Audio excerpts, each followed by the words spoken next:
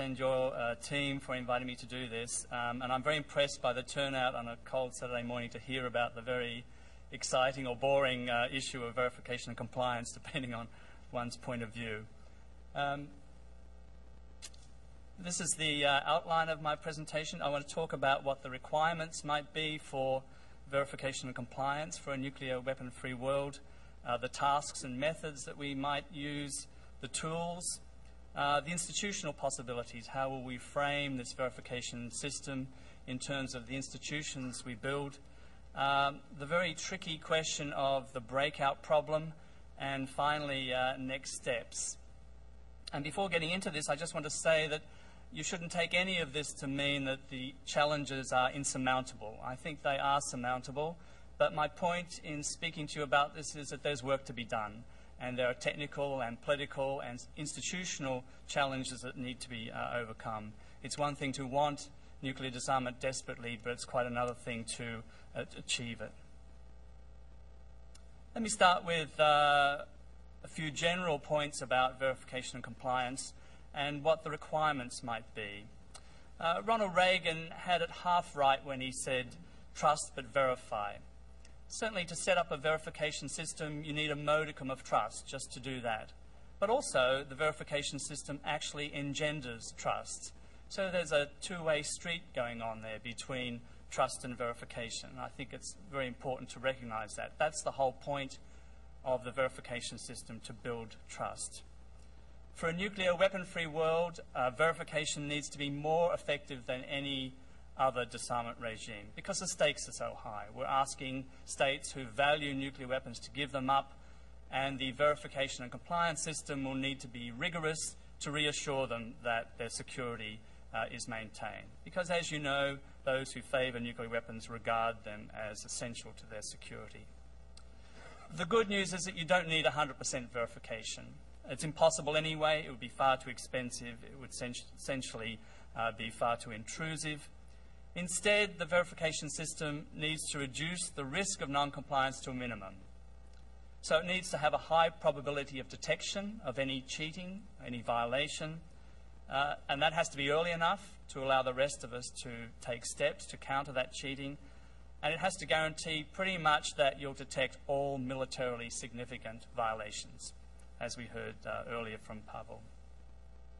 The verification system also is intended to raise the cost of cheating. So you force a potential violator to go to a lot of effort, a lot of expense, a lot of secrecy, a lot of hiding to get away with their cheating. And that's in financial terms, it's in political terms, it's in military terms, to make essentially their cheating so difficult that it's unusable. And finally, you want to create uncertainty into the minds of the potential proliferator, the potential violator of a nuclear weapon-free world. They're not absolutely sure, or they shouldn't be, that they can get away with it. And there's a bit of a paradox here, because we, the verifiers, we, the people who are trying to detect violations, can't be 100% sure either that we're going to catch a cheat. But the flip side is, neither can the cheater. So you have this verification paradox, and no one's absolutely sure, but that's to the good of the agreement. Verification is also designed, and I haven't put this on my chart, to create confidence amongst those states that are willing to abide by their obligations, but maybe have a few doubts about their neighbour across the border or across the seas. So countries are willing, we know they're going to comply with their obligations, but they just want a bit of reassurance as well. So it's designed to create confidence not just amongst would-be violators and those who want to catch them, but amongst allies, amongst friends who maybe have a slight doubt here or there. It's all about confidence building. The compliance system, on the other hand, the compliance system is designed to mete out punishment or some sort of reaction to a violator. The compliance system needs to be much surer than it is now. In fact, we want a high degree of assurance that violations will be dealt with. And we don't have that right now, partly because of the way the Security Council is structured. So we're not quite sure whether Iran or North Korea are ultimately going to be dealt with as violators of the NPT. But under a nuclear weapon-free world, we would want to be absolutely sure that action would be taken. And the difference in that world is that it would be the rest of us against the violator. Every country would have an interest in dealing with a violator. Let me talk about verification tasks and methods. There are 4 main ones. There are several others, but here are the big ones. And they rank in order of easiness down to more difficult tasks. First, you want to dismantle and destroy the existing declared nuclear weapons delivery systems and facilities. So you ask states to declare what they have, and then you verify that the numbers they've given you and the destruction process they've described are being carried out as they say they are going to be in accordance with the treaty. And this is relatively easy. We do this already in several agreements: the Strategic Arms Reduction Treaty, the Intermediate Range Nuclear Forces Treaty, and the Chemical Weapons Convention. We actually ask states to declare what they have, and then we verify that those declarations are correct. And over time, with declarations, you build up a pattern, and you can see difficulties. This is relatively easy, and it can be proceeded with almost straight away. Secondly, you want to verify there's no diversion from peaceful uses to weapons purposes of the material. And the material, highly enriched uranium and plutonium, are the most difficult tasks for anyone trying to build a nuclear weapon. So you want to make sure that any of this material does not go towards military purposes. And my own view is that under a nuclear weapon-free world, we would ban highly enriched uranium and plutonium altogether. It simply shouldn't exist, except perhaps in small, scientifically useful amounts. And that way, any discovery of this material that was not accounted for would be a violation of the treaty. But we already do this. We already detect the diversion of material from peaceful to weapons purposes through the IAEA safeguards system. That's the International Atomic Energy Agency. Those safeguards have been getting better and better, and we think of ways to strengthen them even further, so they would be enhanced International Atomic Energy safeguards. And the good news is we know how to do that. The third task is more difficult. It's verifying that no one's hidden any weapons anywhere undeclared. This is quite a challenge. The good news is if you hide weapons, they are going to deteriorate over time. You can't mate them with delivery systems. They're locked away somewhere in a cave, and they are impossible to use. But this is a difficult verification challenge. You need technological means of detection, but above all, you need intrusive on-site inspections. You need anytime, anywhere inspection rights, potentially, which is what we used to think the Chemical Weapons Treaty was going to have, but it was negotiated away. But in a nuclear weapon-free world, you would definitely need that, which means states giving up a lot of their sovereignty. But then I think that is one of the implications of a nuclear weapon-free world, that states would have to have parts of their sovereignty given up, which they do all the time, by the way. The whole business of international law is about states giving up bits of their sovereignty for the greater collective good. The fourth difficult task is the timely detection of new research, development, and manufacture of new weapons. So not just discovering those that might be hidden, but any new programs. And again, what you would need here would be a very intrusive challenge on-site inspection system, where if you suspect something is happening in any facility on the territory anywhere of any state, you can go in and ask for inspection. These latter two sound very scary, very significant, difficult things to do, but the upside is that most states, as now, will not even consider having a nuclear weapon. The vast majority of states are not interested for all sorts of reasons, so you're actually talking about a relatively small number of states who might even be tempted to have a nuclear weapon. And my own view is that the verification system should deliberately focus on those states. At the moment, verification systems pretty much treat everyone the same way. So Canada is inspected to death.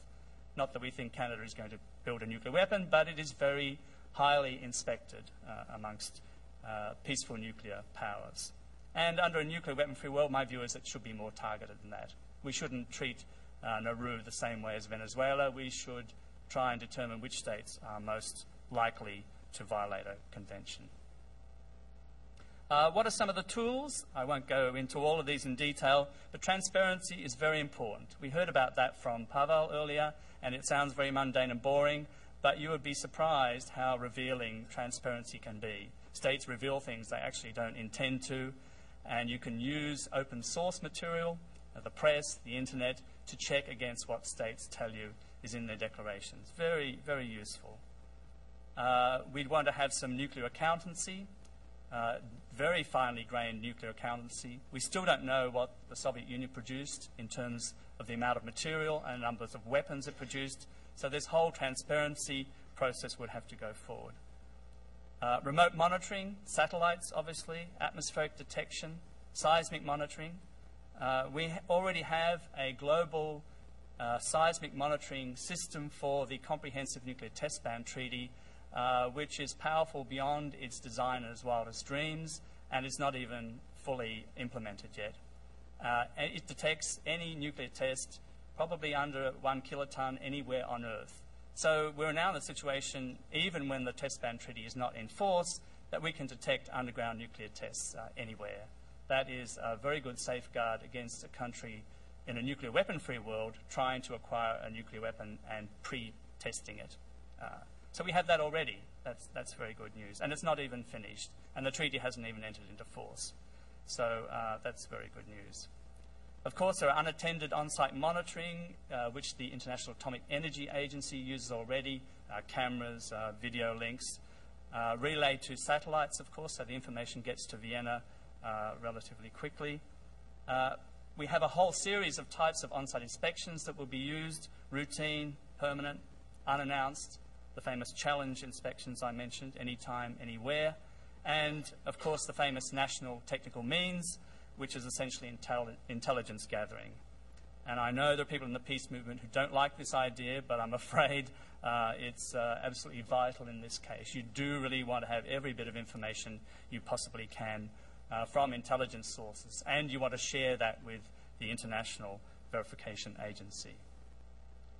Just for your light entertainment, in the middle of this presentation, there are a few photos of verification activities that are currently undertaken. Of course, satellite monitoring, that's a Vela satellite. We have IA inspectors there inspecting a nuclear power plant. I believe that's in Slovenia. The one on the bottom left-hand slide is a seismic detection station in Niger, and it's part of this global seismic monitoring network that I mentioned. And the final one is a nose cone from a Russian intercontinental ballistic missile, which is being taken off the missile. So there are lots of things we do already, largely unknown to the public, presumably, but very useful tools in a nuclear weapon-free world, and they need to be refined further. Let me talk about the institutions. We would need some sort of organization to run a nuclear weapon-free world. We don't know whether that will be the International Atomic Energy Agency or whether we'd want to scrap that and start again.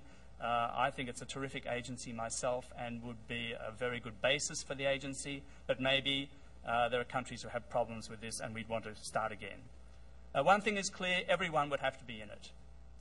You couldn't have a world disarmament organization without every country involved. That would be a quintessential requirement. So it would be universal. None of this business of, oh, we'll join later. It has to be universal.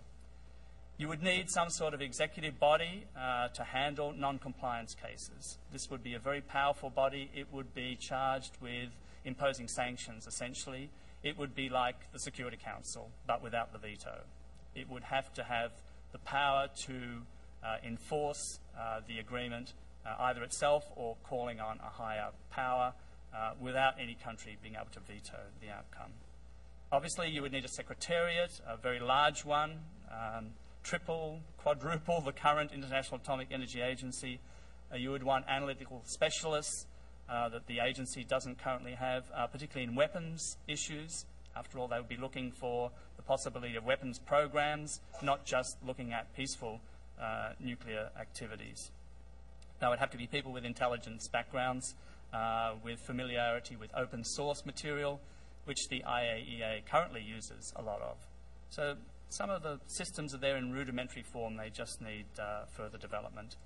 And you need a global verification, monitoring, and communication system, like we have with the Comprehensive Test Ban Treaty Organization. They already send their data via dedicated satellite links from their global network to their headquarters in Vienna. It's a very impressive operation. But you would need exactly the same thing for a nuclear disarmament treaty.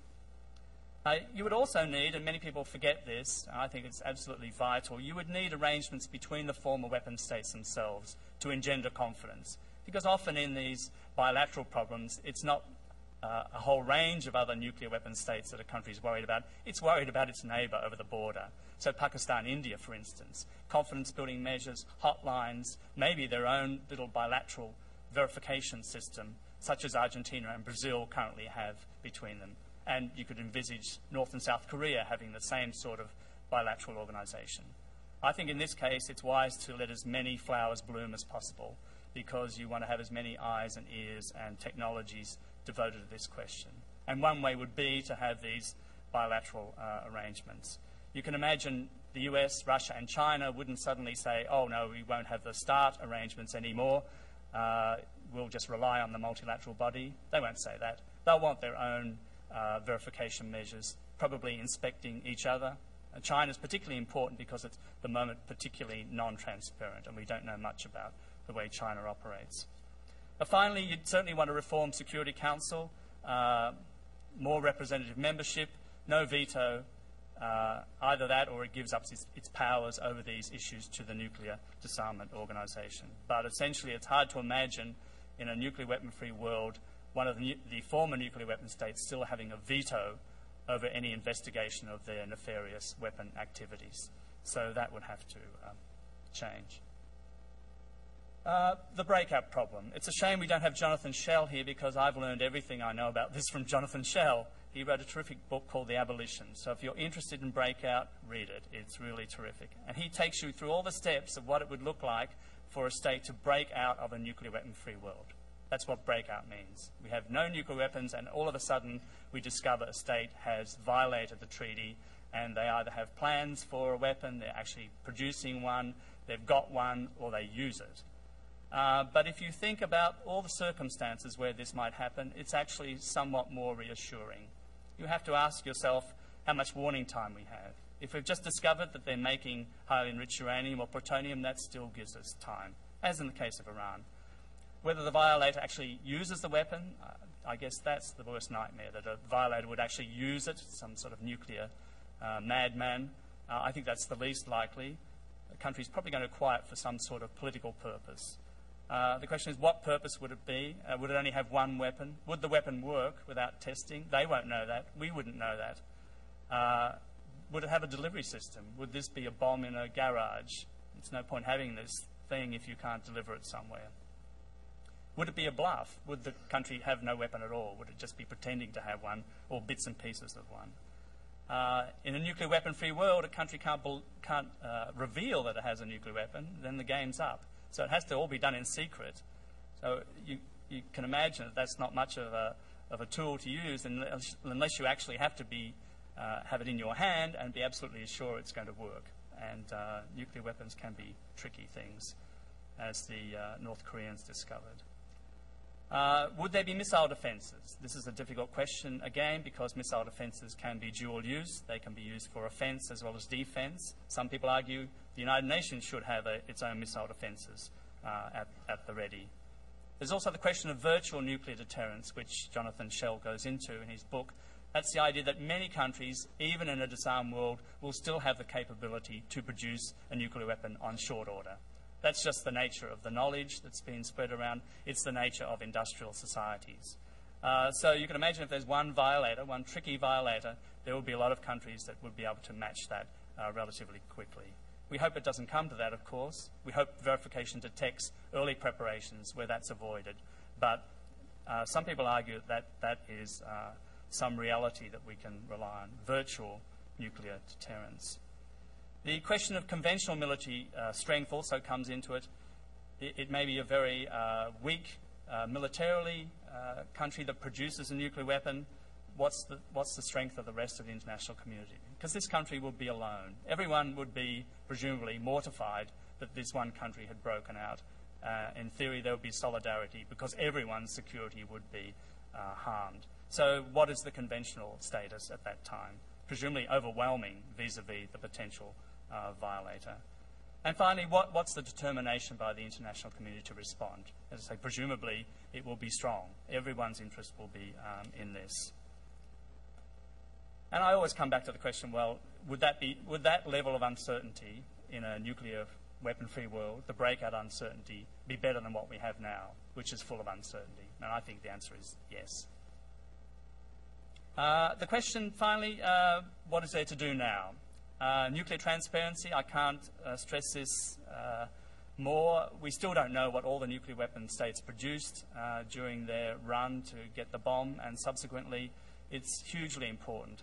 The British have taken some steps at nuclear transparency, revealing their plutonium production over the years. The Americans have also made steps, but China, Russia, these are black holes. We're not absolutely sure. So before we go down this track, we need to know what's been done in the past and what we have to worry about. Confidence-building measures, very useful. I would think joint verification programs between countries would be of use, just to test out how this might work in practice.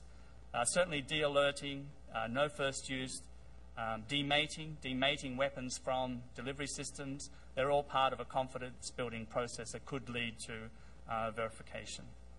We need to draw lessons from existing verification global regimes. Some people come to this and they think, well, we have to reinvent the wheel. Well, we certainly don't. We have a lot of experience now in various areas, both the nuclear, chemical, biological areas that we could put to use. And finally, we need research and development. When you think of the amounts of money that the weapons labs spend in the United States, if they devoted that to verification and monitoring and compliance issues, we would get a lot of progress. And to be fair, some of them already have these programs in place, and some have already contributed to our thinking about nuclear disarmament verification. So good on the labs. But there's a lot of work to be done. My centre just did a study for the Australia-Japan Commission on Nuclear Disarmament on the question of the economics of disarmament. How much would disarmament cost? And we discovered to our horror that there were no figures. No one had ever done this work. This is a huge hole in our understanding of how nuclear disarmament would work, and it's critical. There are countries like Japan, for instance, which don't want to foot the bill for this. Japan's always asked to foot the bill for a lot of things. They're very concerned about how much this would cost. So to my mind, if we can do a great study on the economics, shunt that question out of the way, because I think we'll have a good idea, then we don't have another reason for postponing nuclear disarmament. Finally, what could Canada do? Well, Canada could certainly mount a research and development program in respect of the role of non-nuclear weapon states in nuclear disarmament. This would be a terrific thing for Canada to do. It has a lot of nuclear experience, both good, bad, and indifferent, which you could put towards this research program. And it could be a leader. There is currently one country which is working on this, Norway. We could imagine a joint Canadian-Norwegian program, perhaps. But Canada could leap out and seize this issue because there's been so little done on it. How would a non-nuclear weapon state contribute to verifying nuclear disarmament without acquiring weapons knowledge? That's the trick for the non-nuclear weapon states. How can we involve them, the ones who, in theory, don't know how to build a nuclear weapon, in a very intrusive verification system where they actually might learn a thing or two? So there's a lot of thought has to go into this. How do you involve them without proliferating? So finally, none of what I said is meant to say that these challenges aren't solvable, but I'll leave you with the thought that there's a lot of work to do. Thank you very much.